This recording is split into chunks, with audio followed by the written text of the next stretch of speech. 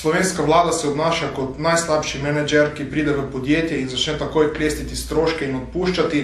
Javni sektor v Sloveniji še zdaleč ni največji problem. Problem so tajkuni in banke, ki so podpirali njihovo početje in so skupaj oropali to državo. Slovenci in seveda tudi javni uslužbenci smo že ničkolikokrat dokazali, da smo solidarni s to državo, ko smo že v preteklosti zategnili pas, da smo rešili te iste banke in posledično te iste tajkune.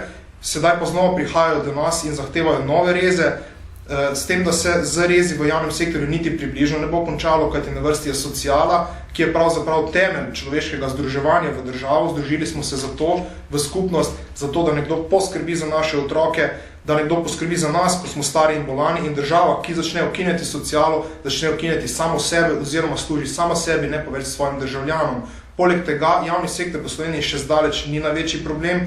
Največji problem je zastarelo in neučinkovito gospodarstvo, ki ne ustvarja dodane vrednosti, vendar seveda prestrukturiranje gospodarstva traja več let.